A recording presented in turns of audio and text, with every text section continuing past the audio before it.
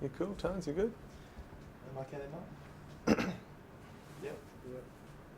All right. Well, firstly, why do you believe that Henry Keogh was found guilty of the murder of Anna Jane Chaney? I think it was a combination of a lot of evidence that was led at trial and in large part a jury assessment of his own evidence, which was quite lengthy, which they obviously rejected. So how important do you think was the evidence relating, say, to Henry's affairs? It each had its own bit of importance. I mean, no one piece was definitive, if I can use that word. Probably the most telling piece of evidence was the lies that he told in evidence that he was caught out on. The lies in relation to the affairs or the insurance policies? The insurance policies. All right. Well, how that was a real Perry Mason moment, I guess. I mean, how important was the discovery of those policies and the fact that they were used as part of the trial? Oh, they were very important, both what he said about them, and certainly he didn't come clean about them at the beginning, and it only emerged in dribs and drabs. And then he lied about what he'd told Anna Jane about them in the course of his evidence, and that was clearly demonstrated. The defence argued at the time that he was upset about the death, that some of the people he was talking to didn't want to give specific information to. What did you make of that? Oh, I mean, that was their explanation. It was there to be accepted or rejected by the jury. Again, clearly rejected. How important to you was the forensic evidence? I think I said in my final address to the jury that the forensic pathology wasn't going to provide the answer. I mean, it was necessary and important background. I mean, accidental death was obviously something we had to disprove, and to that extent, it rendered the death at least very suspicious. As indeed we said, you know, a fit, healthy 29-year-old girl doesn't drown in the bath.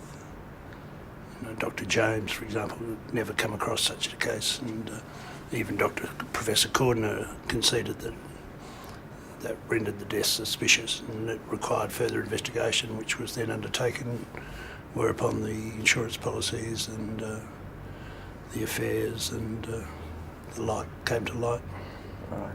Well, how much confidence did you have in Dr. Manock? Well, he was the senior forensic pathologist and had been for some time. He'd given evidence in a number of cases that I'd been involved in, and he'd conducted something in the order of 8,000 or 9,000 post-mortems. I reviewed his evidence like I would any other witness, and there was an area that concerned me that I asked Dr. James to review his findings, and indeed called Dr. James at the trial. And they disagreed on one reasonably important aspect relating to what was called the pathology of concussion. All right. When Dr. James did his review, he wasn't able to look at the body, for example, because it had been cremated. He wasn't there at the time, as per That's correct. the police forensic procedures. Right. So how reliable was his concurrence with Dr. Manock? Well, you know, it was there. It was another view, as indeed the defence called two experts on the same material. He was able to review photographs, pathology, histopathology, the tissues, samples, as did the defence experts. But not actually the body? Not the body, no. Does it concern you that Manock was the only one who got to actually see the body and do a post-mortem on the body? No, I mean, that was a recognised procedure. Well, the police forensic manual says that there should be somebody doing a cross-check, somebody like Dr. James doing a cross-check at the time of the post-mortem, not reviewing notes later on down the track. Doesn't that concern you? I wasn't aware of the police manual in that respect, and the forensic pathology department of forensic science has its own procedures, and my belief and understanding is that they were followed. Were you aware of the infant deaths cases at the time of the... Did you want to stop for a drink or something? Or? No, it's all right. Were you aware of the infant deaths cases at the time of the trial? I was aware that there had been criticisms raised, as indeed were defence. That didn't concern you? Oh, I mean, everything concerns me, but my understanding was that those mistakes, as the coroner subsequently found, were as a result of post-mortems on babies and young children requiring a special skill which Dr. Manock didn't possess and indeed didn't profess to possess. But if he's messing those up, what made you confident that he wasn't messing up this stuff as well? I reviewed his procedures and notes and findings, and I had no reason to doubt. Indeed, neither did the coroner find him to be incompetent in any way in regard to adult postmortems. All right. So what role did Manock's evidence play in you deciding that a crime had actually been committed? I think the first thing I thought was, well, you know, I'd never heard of a fit, healthy person dying in a bath, drowning in a bath. And I guess you then go looking for, you know, whether there bruising that was consistent with a fall or whatever. And a lot of evidence was called as to that by both sides. But the bruising on the leg was certainly unusual and warranted. You know, one explanation was that it was a grip mark. That was confirmed by Dr. James, and you know, it's in the absence of anything else that might explain it, and there wasn't anything else that could explain it. So even to this day, you're convinced there's no other explanation than murder, no possible explanation? No, I'm quite satisfied with the verdict was correct, as was the Court of Criminal Appeal and the High Court, and the Solicitor General and the petition. All right, no worries. You have said that Manock's mishandling of the infant death cases does not bear upon his skills more generally. Did you feel that confident during the trial? Yes, I had no reason to. You know, I mean, the issue about where there was a disagreement between Manock and James and Cordner, you know, I mean, that was fairly presented and put before the jury, and for them to make what they could of it. But to be fair, Cordner and James's evidence was based on Manock's work, not on an examination of the body. No, but they said he was wrong in one aspect about whether a concussion would leave a physical trace. But isn't there a chance that they could find he was wrong in many other areas if they'd actually gotten the chance to see the body? Oh, I mean, that could happen in anything, I guess, that experts disagree, and it's a thing about the courts that we often have disputes between experts. And there were disputes here. I mean, it was fairly put to the jury that by the defence experts that they considered it possible that she may have, you know, had a fainting fit and fallen and drowned. Dr. James conceded that as a possibility, although he'd never heard of it before or hadn't ever read about a case. And indeed, I think Cordner also hadn't heard of a case of that type. So it was a matter for the jury on all the evidence. I mean, the forensic pathology was part of it, and just a part of it. In your view, was it unfortunate that Manock was the only one who got to see the body? No, as I said, that was the established procedure at the time, in my experience. And But it goes against the police forensic guidelines. well, I haven't seen those, and I'm not aware of them. And, I mean, if that was so, that could have been put to Manock at the trial. To my knowledge, it wasn't. Yeah. Okay. A lot was made of the bruises on the legs that seemed to indicate that she'd been involved in a drowning. Now, police said at the trial that they had carried the body out by the arms and the legs to outside the home. Isn't it possible that the police could have caused that bruising? I mean, that possibility was, as I recall it, was canvassed at the trial in relation to not perhaps that specific bruising, but any bruising on the body. So it was there again for the jury to make what they would of it.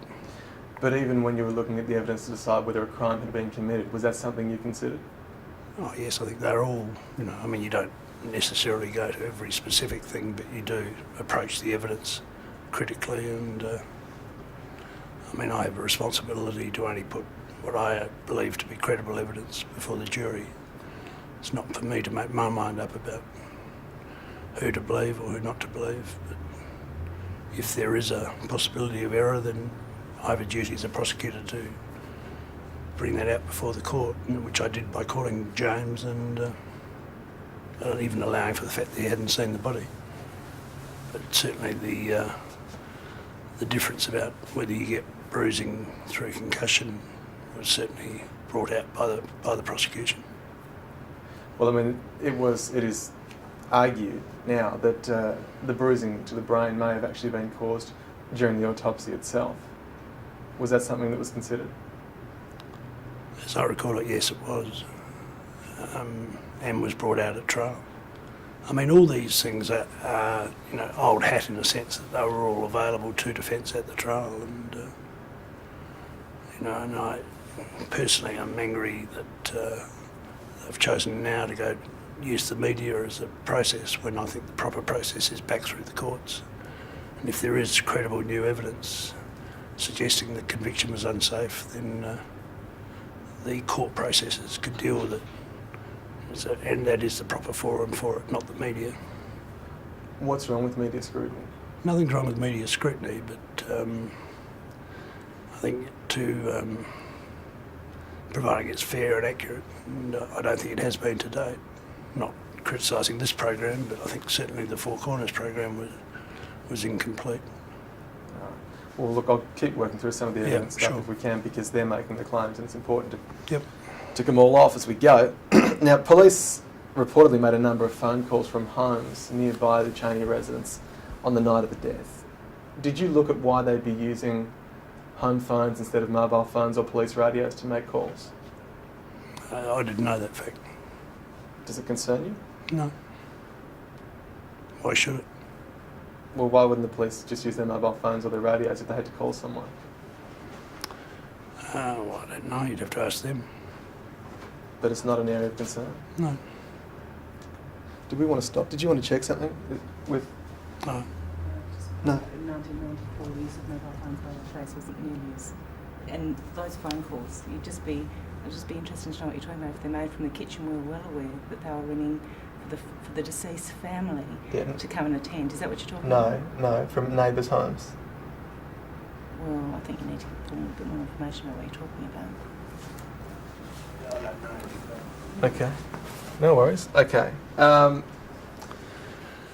In cases of suspicious deaths, it is standard practice to cordon off the area and treat it as a crime scene, but that didn't happen in this case. Does that concern you? No, the death didn't, I guess, to those attending, wasn't regarded as suspicious at the time. But no cause of death had been established, No, that's right. so it should have been cordoned off. Well, it would have been better if it had been, but at the time they were accepting of Mr. Keogh's story that it was an accident. Were you concerned that it wasn't cordoned off given the impact that that could have on evidence? No, I can't think offhand of any evidence that might have been lost by the lack of a coordinate. Well, the body was moved and there was something like in excess of 10 people in the house.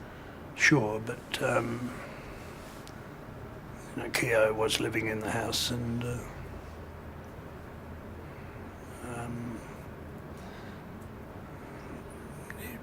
was a very remote possibility that someone else had come in and done it, but there was no evidence to suggest that. Could that evidence have been lost given the fact that that crime scene wasn't cordoned off? I don't think so, no. I can't think of any evidence that might have been left that was destroyed.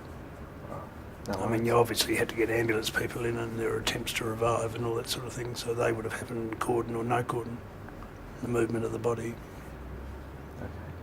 Okay. Crime scene officers weren't present for the post-mortem, which they're required to be, according to the Police Forensics Manual. Did that concern you? My understanding was there were people present at the post-mortem. Well, my understanding was the crime scene officers weren't present at the post-mortem. No, I'd have to check that. But All right, we'll check it too. If it is the case, does that concern you? no, not particularly. But it's against procedure. Well, I mean, when I say it doesn't particularly concern me, I mean, I'd have to know the details and what transpired. There may be all sorts of reasons if that was in fact the case. If it was the case, wouldn't it be a concern? Again, I'd probably ask why that hadn't happened, and if the explanation wasn't sufficient, then I'd be concerned. But to date, that's a question you haven't asked. Well, I haven't been told this before. No worries. This is what I'm saying, that there are proper procedures, and I said in the Four Corners program and restate that if there is any credible new evidence, then I'm quite happy to look at it. I mean, I regard part of my job as making sure that we don't have miscarriages of justice. Either way, innocent people being convicted or guilty people being acquitted, I mean. But the procedure is to present that evidence to the Governor through the Attorney-General, who gets an independent assessment normally by the Solicitor-General, and that has been done once in this case, but there's no reason why it can't be done again. And as I say, that is the appropriate forum for these things to be raised. Just on that point, you mentioned the Four Corners story, and you obviously saw people who were making allegations about this case. You've said that you're unhappy with the fact that they're using the media, and I think it's fair at this time to ask you, what do you make of the motivations of these people, and do you have any specific concerns about that? No, I'm happy for anyone to raise questions about anything that goes on in the courts or in my area, but I think they should be upfront about who they are and why they're doing it. I've no reason to doubt, for example, Kevin Borrick's involvement, but I would point out, for example, that Chris Patterson, who was relied upon as being a former major crime officer, to my knowledge was never a member of the major crime squad. He may have on occasions been assigned to major crime to do odd investigations, but to portray him as a former major crime police officer was, one, inaccurate, but also failed to state that he's currently a defence criminal solicitor. I think the public, if they're going to accept this information, need to know the full facts. Professor Miles was dismissed by the University of Adelaide, but was put forward as a professor of law at the university. He may still have been that in name, but he certainly, my understanding, wasn't being allowed by the university to teach students last year. That fact wasn't disclosed. Dr. Byron Collins was a person who was then facing charges of fraud and perjury, of which he was subsequently convicted. Again, that fact wasn't disclosed. So you're trying to put forward, if you like, to the public a credible investigation. I think it loses credibility if you don't reveal the full facts of the situation, which I don't think Four Corners did. Sure. Okay. You keep saying if new evidence has come to light, then you're happy for it to be reviewed. But if the evidence wasn't sufficiently dealt with during the trial, isn't that reason enough to have another look? Well, I mean, that was ventilated in the Court of Criminal Appeal, the High Court of Australia, in the petition to the Governor that was rejected by the Solicitor General. I mean, I think the processes have been gone through. All right, no worries. This is a photo of Anna Jane Chaney, if you want to have a look at that there. You can notice on the left leg, some independent forensic people say that it appears to be an injection mark on Anna Chaney's leg. Was this something that you considered prior to any of the trials or during any of the trials as an alternative explanation? No. I mean, this is part of why I say the media is so inappropriate, that material like that just shouldn't be in the public domain. And why not? well, I mean, I think this whole process has been so upsetting to the Cheney family, and it's just being prolonged by these sorts of... We certainly don't want to upset the Cheney family, but if there's two victims here and one of them's in jail, shouldn't we be looking at that?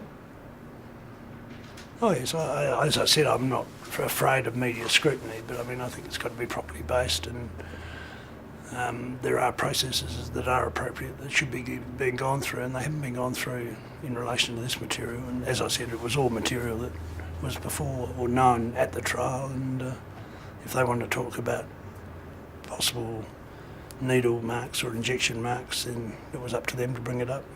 But they didn't? Well, I don't know. I can't remember it. But certainly, in my understanding and having read the transcripts of the trial, it doesn't appear to be there. No, I don't recall it. But it wasn't something that you thought about prior to. Why would I?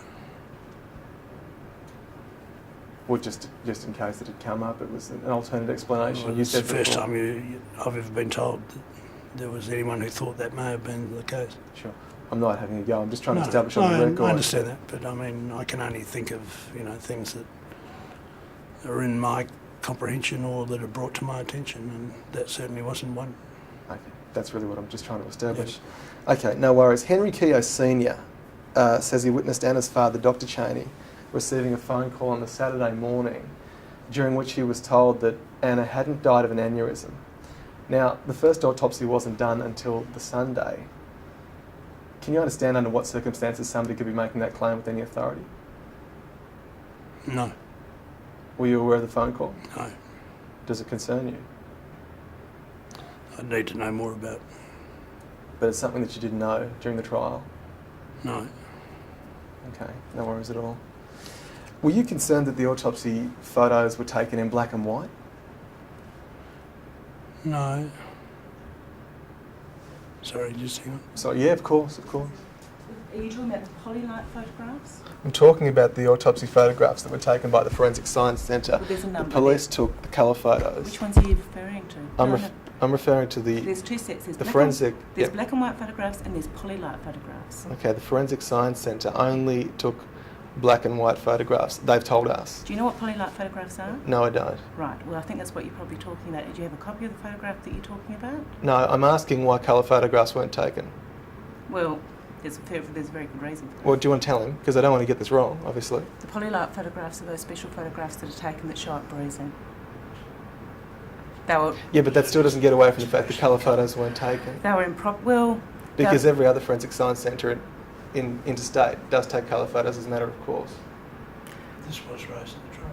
Yeah, the photographs have gone through 100 times. But what concerns me is that on the Four Corners program, there was shown an unauthorised picture of polylight photographs of Anna Jane Cheney's leg. It was never mentioned that they were polylight photographs. They talked about it as being black and white. Yeah. Well, they are, but they're polylight I know photographs. the ones you're talking about, the ones that were sort of almost iridescent. The whole issue of photographs has become very vexed in all of this Yeah. because there are people have been using photographs that were taken for a specific purpose and showed the bruising, Yeah.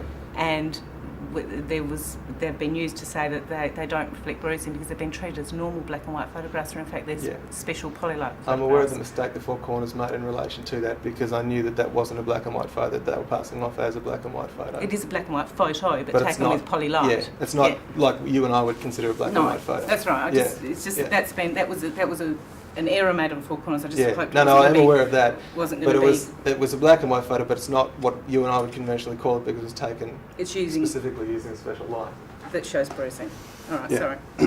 But it doesn't get away from the fact that all the other forensic science centres, and we've checked around Australia, as a matter of course, take both black and white and colour photos. Yes, I recall this being raised at trial, and I can't remember the explanation now, but I think now that certainly the procedure here is that colour photographs are taken. Are you worried that colour photos weren't taken, given the fact that some of the regular black and white photos were used to indicate bruising? No, the indications of bruising were done by special lighting on photographs. Admittedly, they were black and white, but that was all brought out at the trial, and as I recall anyway. And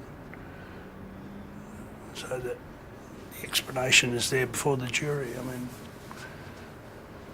Was it an oversight that colour photos weren't taken, given the fact I that honestly we now... can't remember why colour photos weren't taken. It may have been that wasn't the procedure at the time. Or We now do it. We've increased that procedure. Is that a flaw in past procedures? well, it may have been, but you have to look at each case individually, and it may be that their funding didn't extend to colour photography. I don't know. I mean, there could be any number of reasons why the colour photographs weren't been taken at that time.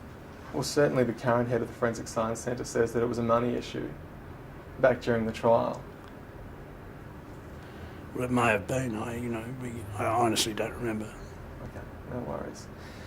Dr. Manick had no formal qualifications training rather. He had qualifications given the fact that he was a fellow, but he had no formal training in pathology or histopathology, but you still used him as a witness.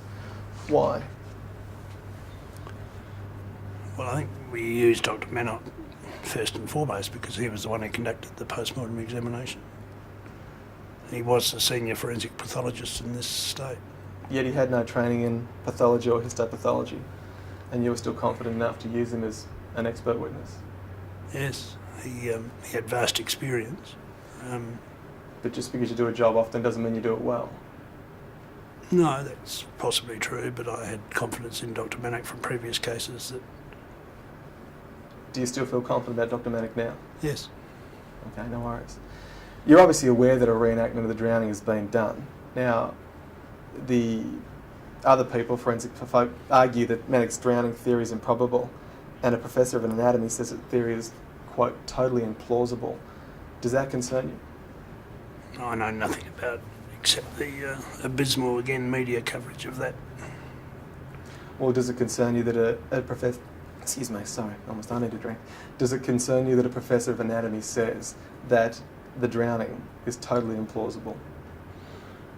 No, we didn't put any particular... I mean, God, Dr. Manock had a theory that was demonstrated, but again, I mean, if that was the case, then it was open to defence to say, look, that's not on. Certainly that evidence wasn't available at the time of the trial. Should it have been?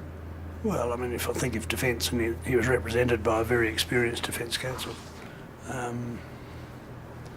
Well, at the trial, you made some mention of doing a reenactment with Dr. Manock, but a reenactment was never done. Why didn't you carry through with that plan to reenact the actual drowning?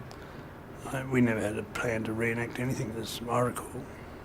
All right. My understanding is that some indication had been given that prosecution were going to do a reenactment as part of their case. No. Did it occur to you to do a reenactment? No. Did you feel it was necessary? No. Why didn't you feel it was necessary? Well, I mean, I don't,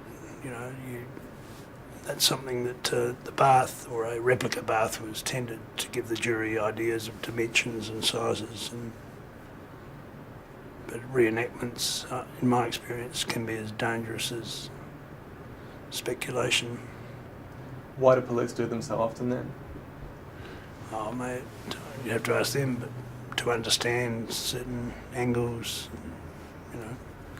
possibilities of way things may have happened. So there is some value in reenactments then? There can be. It depends on the case. I mean, I didn't see any value in this case of a reenactment. Have you seen the reenactment? No. No one's presented anything to me. This again was why I'm, if you like, angry about the way this has been conducted in the media rather than in the proper place. Cool. Look, I'm happy to get you a copy of that if you want us to, because... No, I don't want it. I don't, You don't want to see it? Not particularly, no.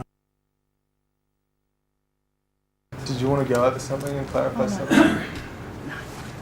Relating to our previous answers? Because I mean, I absolutely do not want to get anything wrong in the story, so if you need to clarify anything, do you want to go, is it cool? It was just about the bruising in the photos and that we did take histology and that did show bruising in some of the bruises. And well, if you want to roll, you're rolling? Okay, well just let's touch on that. I mean, whilst there were no colour photos taken, there were a variety of what are effectively black and white photos taken. Taken under special lighting designed to bring out bruising, yes.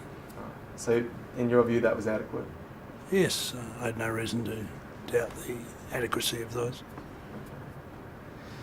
In the second trial, excuse me, in the second trial, Henry Keogh, in the second trial it was claimed that Henry Keogh drowned Anna Jane Chaney using his right hand. Now, these are the two photos that were admitted to trial by police. I don't know if you've seen them. Have you seen those photos?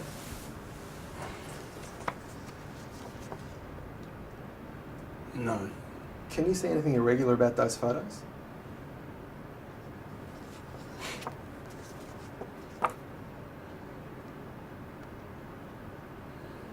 No, they appear to show the front and back of a hand. Which hand? Got no idea. That's his left hand. I'll take your word for it. I don't know. Well, it's clearly not a right hand. Well, no, I'd accept that. Which kind of begs the question, if the police are messing this up, could they be messing other things up in the trial? I don't recall these photos ever being used in the trial. They were evidence. take your word for it.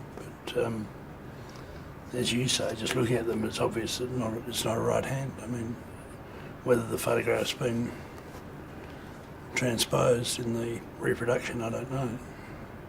That's fair enough. The numbers, are there numbers there that seem to appear to be not back the front? Yes. But I don't know what your point is. I mean, Well, I guess the point is that people are saying if the police are taking photos of the wrong hand, perhaps other errors are being made as well. Certainly that's their argument. that was an argument they were free to make at the time. And if it's as obvious as those photos are, then Should it have been made? well, I don't know. I don't know what significance it's possibly got. I don't recall those photos having any significance at all, other than for completeness, probably. You keep sort of making the point that these are things that should have come up in the trial, but Well, that's the process we have. We have a trial process. if they don't come up in the trial, what happens if someone is wrongly convicted? Well, that's what the courts are there for, and the courts of appeal, and they can explain why they didn't come up at trial. And I mean, the courts are reluctant to extend the process forever, so that you can't have a continual process of let's go back and see whether everything was done properly. You do it as it stands at the time, and there are very good reasons for that. But I mean, the courts equally are, as we are, anxious to make sure there are no miscarriages. And I guess that's a key issue because on the other hand, folk at home don't want people spending 30 years in court. People are interested Exactly. in fast justice. I mean, is that it's a not balancing fast act? justice, Well, not fast justice, but swift justice. Justice. or appropriate justice. Yeah, I don't mean irrationally fast No. justice, but they don't want things taking 30 years. Is that a balancing act that the legal system has to get right?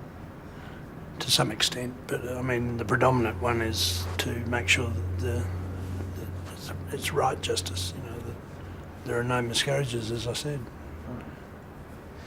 Just before the second trial, it was revealed to police that Dr. Manick hadn't had his original notes, didn't have any original notes upon which he based his first report.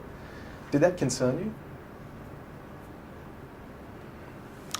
Again, that's something that is news to me. I mean, my memory is of Dr. Manick's method of operation was that he'd dictate his notes as he went. But if the notes were written or dictated, surely they should still exist. I can't remember, but he may, use the same tape. He does thousands of postmortems a year, and you don't necessarily keep the tape of everyone, but the tape would be typed up, but whether it's typed up as notes or it's typed up as a report.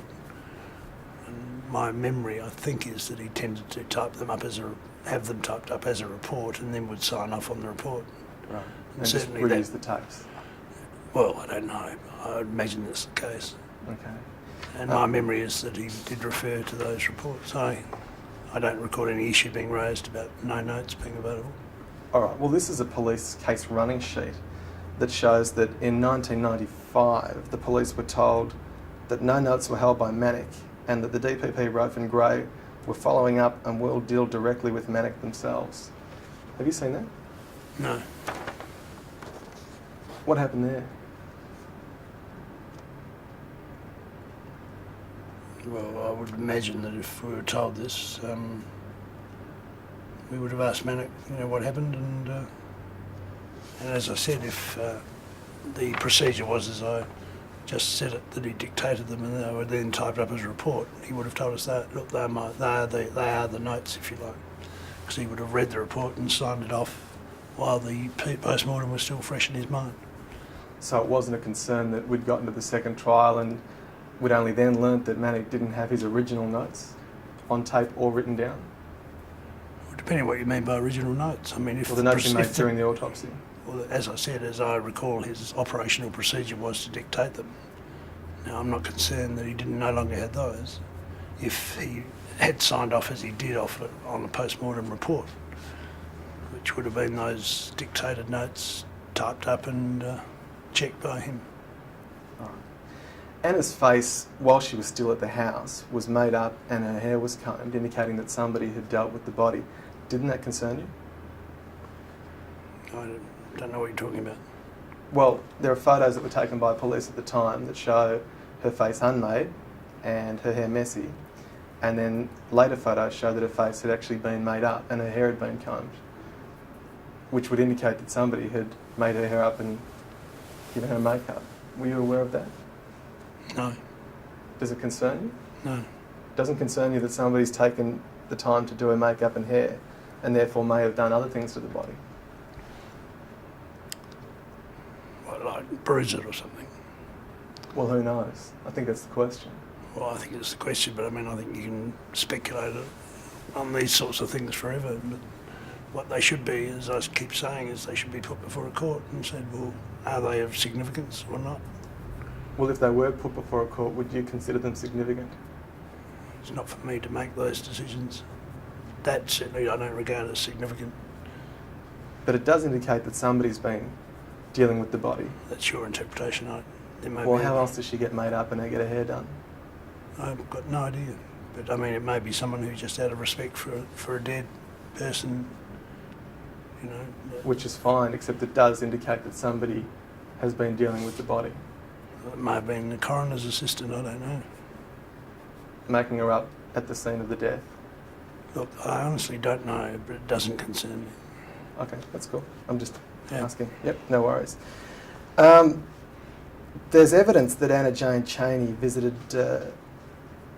had 36 doctor appointments in the 2 years before her death, but at trial she was given a clean bill of health.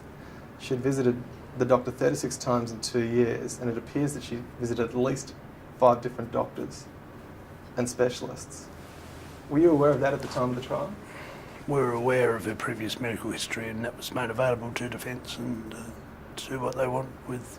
There was nothing in what we found to be of concern at all. Were you aware of the 36 visits? I don't know of the precise number, but we were certainly aware of her previous medical history. That was something we checked as a matter of course, as we would. But you didn't sort of stop and think that that was an extraordinary number of visits? No. No problem at all. I mean, some would argue that that seems to be a lot of visits to the doctor. I mean, depends on who you are, I suppose. I mean, I don't go to the doctor very often, but the people I know would probably go 36 times in a year. But they regard themselves as being in good health, you know. So that wasn't an area of concern during the trial? Oh, I mean, it was an area that had to be looked at and was looked at, and evidence was given about it, yes.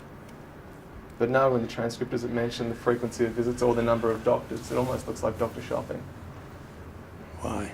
Well, I mean, that's your interpretation, but it's, you know, some people have seen nothing unusual with that number of visits, other than a person who may be very conscious of their own health and continually having checkups. Yeah. Just hang on a minute. Yeah, of course, of course. Sorry? That Medicare claims history that they're reading off is the one that checked. She's a woman. They're all medical problems. They're thrush and stuff like that. This is so inappropriate. It's just off the rails. We checked all of those things. We've spoken to her doctor. She did go to the doctor a lot. She was getting sexually transmitted thrush, I suspect, but they are not. Henry. And for us to explain that is yet another thing that her family have to deal with. So inappropriate. All right, well, let me ask you whether there is personal reasons that aren't relevant to the trial that relate to that frequency of visits. We satisfied ourselves that those visits didn't represent any problem that may have impacted upon the manner of her death. I mean, there was no predisposition, and we checked with the doctors, and indeed the doctor gave, as I recall, evidence. So again, it was out in the public arena, and that was explored. All right, no worries. We're not here to talk about just, you know, I don't want to, I obviously heard a little bit of that conversation. We're not here to deal with that sort of stuff, and now that you've pointed that out, that's obviously will be taken into account. The only other evidentiary issue that's been raised by these protagonists for Keogh relates to Anna Jane Chaney's car. Now, she drove herself home that night, and you can see in that photo there's Henry's car. There's not enough room, it's been measured, there's not enough room for a second car to be there, and photo analysis shows that the car isn't there. that's Anna Jane Chaney's car. So it appears, and it's been reported by witnesses, that Anna Jane Chaney's car wasn't there when Henry arrived home, but did arrive back at the house a couple of days later. Was that looked at during the trial? It's the first I've ever heard of it. Exactly, no one's ever drawn that to my attention. Would that be an area of concern? Well, I mean, no. I mean... It wouldn't be an area of concern if the car wasn't there, even though she'd driven it home. Well, I mean, it may be something you'd look at, but whether it's an area of concern is, neither here nor there. But unless someone put it to us and said, look, this is an area of concern, there may be a very innocent explanation, I don't know. There may be, but clearly cars don't drive themselves, so if her car went missing that night, somebody must have driven it and therefore been at the house. That's a possibility, yes. But it's one that wasn't looked at during the trial. Well, it certainly wasn't raised by defence, no. And it's nothing you looked at prior to going to trial, deciding whether the crime had been committed? Well, I don't recall it ever being put to me that the car wasn't there or was missing, or that there was some, explanation required. All right. So given the fact that Dr. Manock has received a lot of attention, you say obviously unfair media attention, but there have been questions raised. There's certainly been at least one report to the coroners about his work. Are you still confident that he was competent enough to give evidence upon which to get a conviction in that trial? Well, I was quite satisfied with his competence. I don't think his evidence convicted Henry Keogh. Do you think it went some way towards you deciding that a crime had been committed in the first place? I think, as did the other pathologists, that his evidence raised questions that needed to be looked at. Sure, but Manock was the only one that had actually seen the body. So be it. They were the facts we had to deal with. All right, so at this point then, can you ever entertain another explanation for Anna's death, whether it be the fact that she fell or an allergic reaction? I'm totally satisfied with the jury verdict. So you couldn't entertain another possible cause of death? If there was any credible evidence brought forward to support an alternative, yes, I'd look at it. No problem with that. Does the forensic evidence that Manock put forward explain away other possibilities to your satisfaction? No, I think it's a combination of all the evidence that explains away the others. That was the way it was put to the jury. Pathology doesn't solve this case. I mean, it postulates a certain proposition, but it's the other evidence that confirmed it, and in particular the evidence of Keogh himself. Given the fact that this campaign has been mounted in the media, more general questions now, what are the dangers there from your perspective? I mean, we've probably seen an example of one during this interview, but I mean, what are your concerns there? I think if there are appropriate procedures, they should be followed. And that a media-driven campaign lacks credibility if those procedures aren't followed. If they make an approach to the Governor and the Attorney-General has a look at it and decides that it should be looked at, is that something you'd be comfortable with? Yeah, I'm totally comfortable. I understand that it's in Parliament at the moment with Mr Xenophon's motion for an independent inquiry relating to Manock generally, but encompassing the Keogh case. So, I mean, there are more appropriate forums to bring these things forward than in the media. What did you make of Nick Xenophon's motion in Parliament? You're obviously aware of it. Yeah. I think the then Attorney-General, Trevor Griffin, responded and, to me, answered the concerns that Mr Xenophon raised. Given the need to raise these issues in the courts, if people don't feel they're getting the satisfaction and they do turn to the media, is that an area of concern for you? Only in this sense that my experience with the media has been that complete and accurate are not words that you'd necessarily associate with media inquiries of this type. All right. Is there anything that you wanted to add to the discussion in relation to the Keogh case? No, I'd just like to say that I'm very concerned that the family can go on with their lives without this constant interruption being caused by the protagonists, as you call them. I think, and it's important that people know where these protagonists are coming from. You know. Are you suspicious of their motives? No, not in relation to Mr. Borwick or necessarily, although I am suspicious when people don't put their cards on the table and say, look, I'm this or that, or they're quite happy to denigrate Dr. Manock, but Dr. Collins, I think, should have been forthcoming about his criminal convictions, which would concern me much more greatly than Dr. Manock's criticisms by the coroner. I mean, I understand Dr. Collins kept practising, and we're going to call into question every post-mortem that he conducted after he was arrested for the fraud and perjury charges. I mean, there has to be an end to these things and a limit, and the courts and the government have provided processes. Keogh's been through most of them, but there is still one available to him, and I'm surprised that if they are this keen about, or this certain about the possibilities of miscarriage, that hasn't been put. We're specifically dealing with Mr. Borwick and Mr. Miles. What concerns do you have about them that we should know about? I think it should be known that Mr. Miles is no longer a professor of law at the university, that his contract was terminated by the university.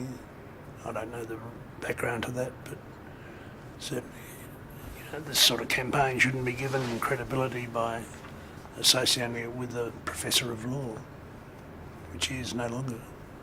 And Mr. Borwick? Oh, Mr. Borwick's a well-known, respected Queen's Counsel. I